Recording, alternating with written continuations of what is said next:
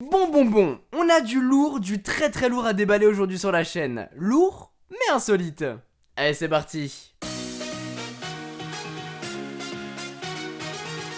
Je suis super content de vous retrouver aujourd'hui dans la partie unboxing du décor. Ça faisait très longtemps qu'on n'avait pas fait ça. Et ça faisait très longtemps qu'on n'avait pas déballé un produit insolite sur la chaîne. Avec les beaux jours qui arrivent, Gardena m'a contacté. Oui, Gardena, les tuyaux, les tondeuses... Tu vois le truc? Ils m'ont contacté pour que je puisse tester ici sur la chaîne le Sileno, une tondeuse à gazon connectée. Je vous vois derrière votre écran, vous êtes là en train de vous dire mais what the fuck, elle est en train de partir en couille cette chaîne YouTube.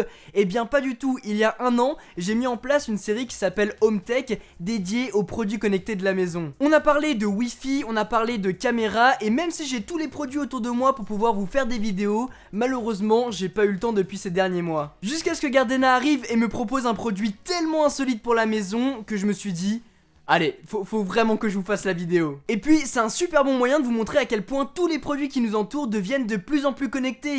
Et même les plus insolites, comme cette tondeuse, deviennent de plus en plus intéressants. Stop le blabla, commençons le déballage. Bon, ce produit est juste énorme. Ça faisait longtemps qu'on n'avait pas déballé aussi un gros colis comme ça. What the fuck. Ah non, j'ai cru qu'il y avait vraiment de l'herbe. Alors, on a quoi? On a des notices ici. Oh la vache, on a du papier, je crois qu'il va y avoir du bricolage aussi. Parce que cette vidéo va se dérouler en deux parties. On va avoir celle ici où on déballe un petit peu le tout, mais on va les sortir parce qu'il fait beau pour pouvoir vraiment tout mettre en place et kiffer, parce que c'est le but. Alors, on a des petites choses. Ici, on va avoir un espèce de routeur qui va, je pense, nous permettre de connecter tous les produits. Et on va avoir du bricolage à faire, je crois. Alors il me semble même qu'il va falloir les connecter à un réseau. On verra ça tout à l'heure. Putain, c'est énorme! Cette partie-là, ça, c'est la tondeuse. C'est juste énorme. Mais franchement, j'ai regardé l'objet avant quand même. Regardez. C'est trop beau, non? Franchement, je trouve qu'elle a vraiment de la gueule. Pour un produit connecté, c'est une tondeuse, quoi. C'est une tondeuse. Elle vient du futur. Super beau produit, en tout cas. Et on va retrouver plein d'autres choses en dessous. À savoir plein de petits piquets. On va avoir du fil. Ah oui, je sais. Parce que en fait on va devoir délimiter un périmètre dans notre jardin pour que la tondeuse n'aille pas à certains endroits. Je pense que c'est ça. Et finalement on va avoir juste ici la base. Donc c'est là-dessus que viendra se relier le Sileno afin de se recharger tout simplement. Parce que c'est connecté, c'est autonome, un petit peu comme un aspirateur connecté. D'ailleurs peut-être qu'on en parlera aussi sur la chaîne d'un aspirateur. La tondeuse ressemble du coup à ça. C'est vraiment un beau bébé, assez gros quand même, mais franchement vraiment design comme je vous disais. On a des énormes roues sur le côté. Quand on soulève ici, on va avoir tout un panneau d'affichage pour pouvoir contrôler... Bam, la tondeuse. Le petit bouton stop au cas où, si jamais on fait une connerie. C'est du plastique par contre. Ça fait pas cheap, mais par contre ça peut être fragile. Si jamais ça prend un coup, c'est un peu comme les coques de voiture, donc faites attention sur cette partie là. Mais franchement, le produit a vraiment de la gueule.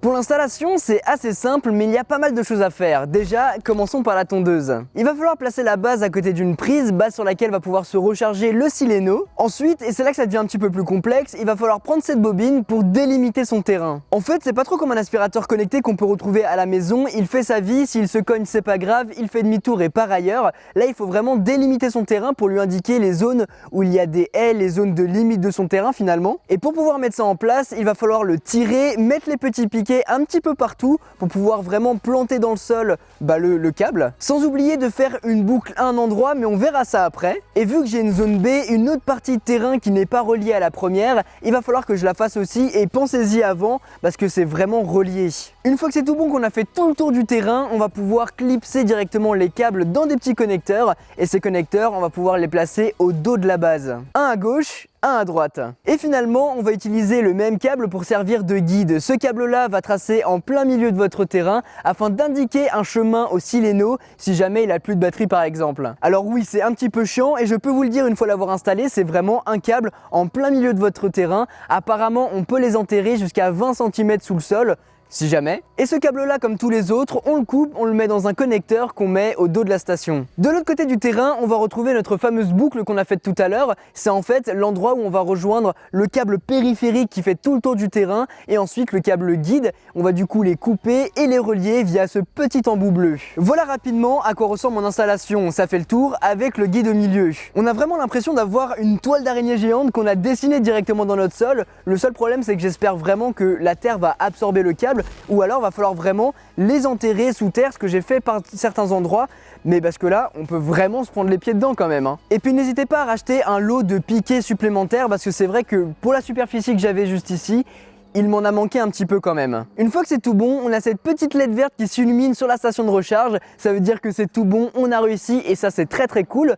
On n'a plus qu'à mettre la tondeuse à gazon connectée sur la station de recharge et maintenant on se rend sur notre téléphone pour relier la tondeuse à notre réseau Wi-Fi. Une fois dessus, vous créez un compte et ensuite c'est là qu'on va devoir brancher le Gateway à côté de notre routeur. Donc tout simplement, on le relie à une prise de courant, on le branche à notre routeur, comme ça il est connecté sur notre réseau Wi-Fi. Et c'est maintenant qu'on va pouvoir relier la tondeuse connectée à notre téléphone. Dessus, tout simplement, vous suivez les instructions, il va falloir connecter le Sileno, ensuite faire les mises à jour s'il y en a. Et il y en a. Et ensuite on va suivre les étapes une par une pour nous guider dans l'installation finalement. Et ensuite on a accès directement au Sileno, voir par exemple s'il est en charge ou non, si la portée aussi par rapport au réseau Wi-Fi.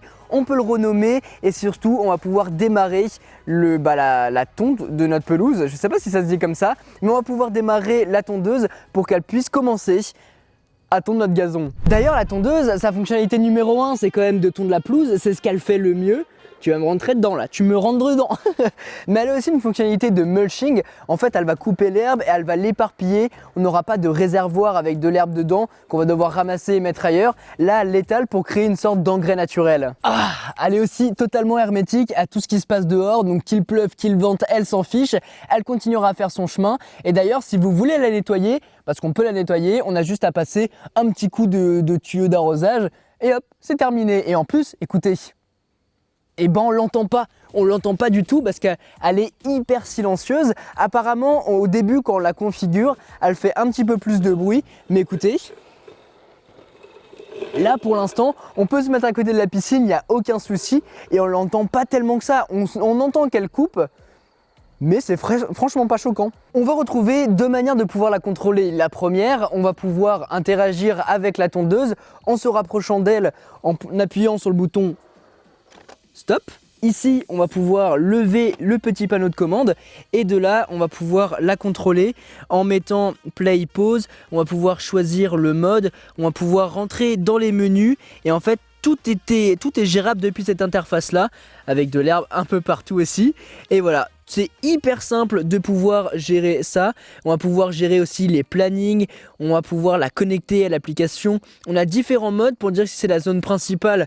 Donc en gros, c'est cette zone là que j'ai configurée moi dans mon installation. Et on va voir la deuxième zone qui est juste là-bas. Donc voilà, deux zones, deux humeurs. Et ensuite, on va pouvoir aussi lui dire allez, tu vas te parquer. Et là, on fait play pour continuer. Le robot démarre. Et ensuite, il va se parquer directement dans sa station qui est là-bas. Après, on va aussi pouvoir interagir avec son smartphone. On voit le Sileno ici, il le recherche un petit peu. Mais ici, on voit par exemple l'état de la batterie. Et je pense que c'est pour ça qu'il le recherche. On voit aussi la force du signal parce que le Wi-Fi est quand même assez éloigné malheureusement. Et ensuite, on va pouvoir le configurer, le changer de nom. On va pouvoir définir les zones. Ça nous indique aussi la dernière utilisation, le durée de fonctionnement, etc. Et ce qui va être hyper intéressant, c'est surtout qu'on va pouvoir la lancer à distance. Si on n'est pas chez nous, si elle veut tondre, on va pouvoir lui définir des moments via le planning, lui disant par exemple, tu te déclenches tous les matins à 8 h du lundi au samedi.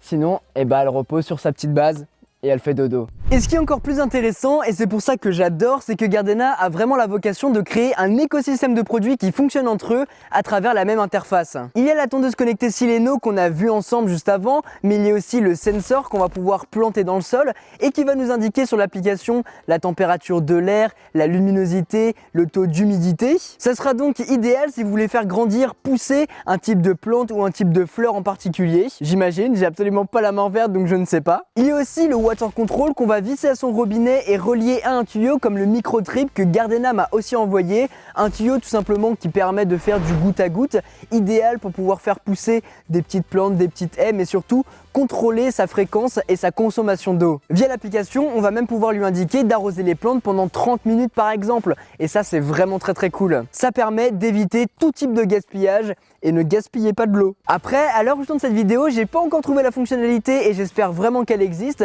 le fait que tout soit autonome. L'idée, ce serait que le sensor, par exemple, analyse la température, analyse l'humidité et si c'est trop sec, va pouvoir se connecter au water control et lui dire écoute mon gars, c'est trop sec, du coup arrose-moi ça. Et là, le water control se met en marche pendant un certain laps de temps. Ce serait hyper stylé. Le tout pour créer un vrai jardin connecté. Eh bien, ça existe totalement. Quelques jours se sont passés depuis la dernière séquence que vous venez de voir. D'ailleurs, le temps a pas mal changé aussi.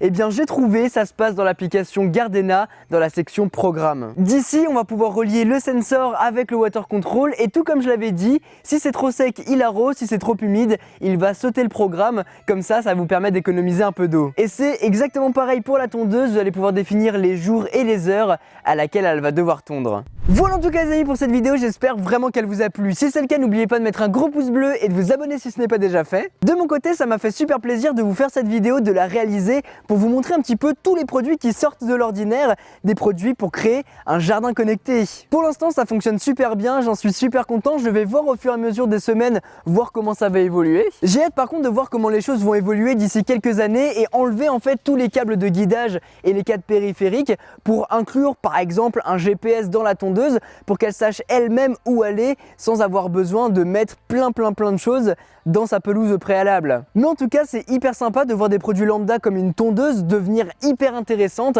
et s'inclure dans un écosystème. En tout cas, si vous voulez vous procurer tous les produits dont j'ai parlé dans cette vidéo ou bien si vous voulez en savoir plus, je vous mettrai tous les liens dont vous aurez besoin dans la description. Sur ce, c'était Quentin, passez tous une très bonne journée.